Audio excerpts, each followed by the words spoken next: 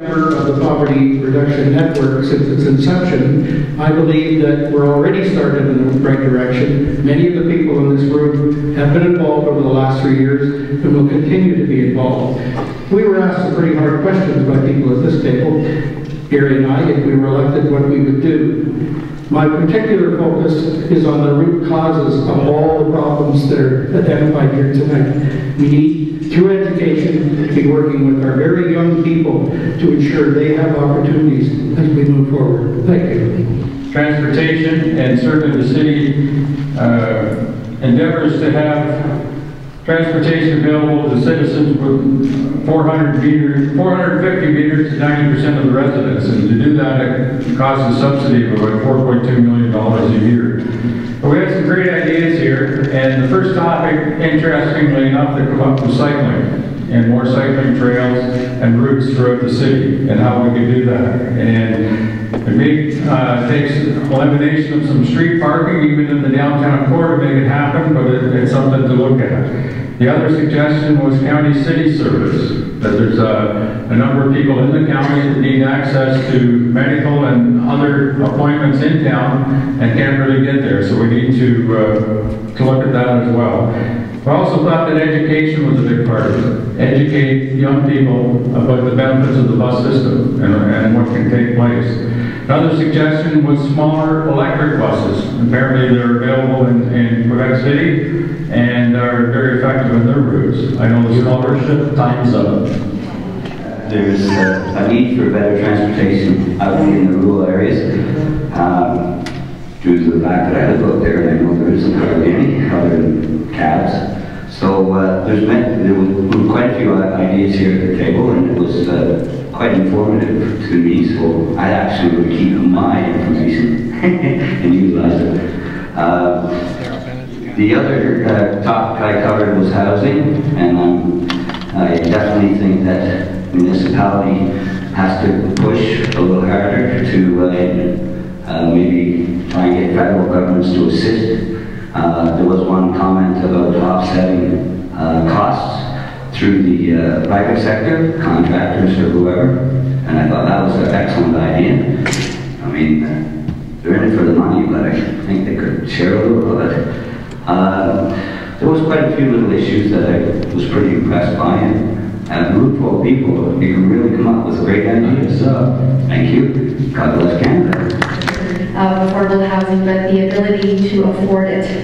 Long waiting lists and thousands of people are in homes that they just cannot afford and sustain. Also for safety and control of this inventory, we need a housing bylaw for the current in-law suites that we have. Grandfather those that exist so we don't put people out of their current homes, but at least let's make them safe. There are way too many of them that are just not up to par and not safe. This respects places to grow legislation and intensifies the population base per hectare, which I learned yesterday was a good thing. Also, there was a concern raised about just increasing the inventory and what that would do to the municipal tax base. What can they afford? Also, treat the root cause of all of this and not just the symptoms. On the jobs, basically my #1 point would be to quit. To sit this evening on transportation and employment. Peterborough has an opportunity that cities get maybe once every 25 years, and I believe with the airport, it bring high-paying, top-quality jobs. That's #1. A lot of ideas. Thank God Heather's not running because she had some great ideas. It was direct marketing of the things that Peterborough is famous for, and that's what we have to do. On the transportation side, at North Crest, it's a major issue. I think frequency of the busing is one of the critical things, and that's what people have been asking me when I've been going door to door. Thank you. There's transportation and employment, but talking about food security and housing, and they are fundamental. You know, this is a caring society, a caring city, and a city that wants to be judged by how we treat sort of the weakest in our society. And these are all fundamental issues. Housing is fundamental. I know it's the brochure, but it really is true. People need a good place to live, a quality place to live.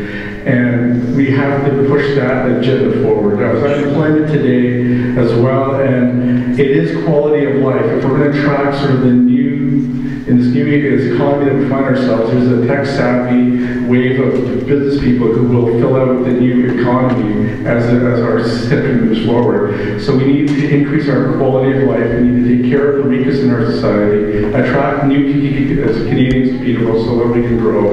These are all things that we have to work on and have to move forward. So I'm done in under a minute. And it's certainly evident here this evening. Policies can't be developed in a vacuum, and what we have to do is make sure that all the people in this community have an opportunity to participate at whatever level they choose to do so.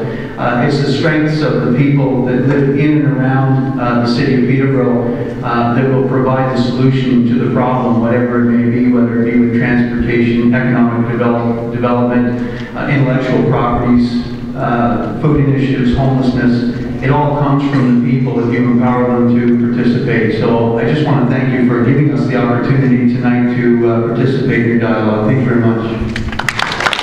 Have not got affordable housing. And of course, I sat in the housing project where we talked about that. And it's all related to creating jobs. With regard to housing, this was a remarkable group of people that I was with, and they certainly zeroed in on some things, and I'll just share them to you. Is that persons with disabilities that need more affordable housing, we should have more affordable housing. Is there a background here? Truly needs to be the voice of its residents, and it's the council's work and effort that will have the largest impact on its residents.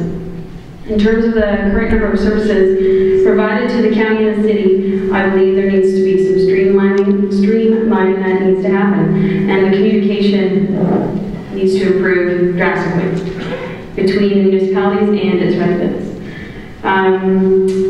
Municipalities should also keep in mind that any and all services that are available are provided in a way that that residents can keep their dignity, and that's key. In terms of employment and transportation, the city and county need to start thinking outside the box. They need to be aggressive, they need to be creative, and the players at the table are the residents, and especially the youth. Thank you.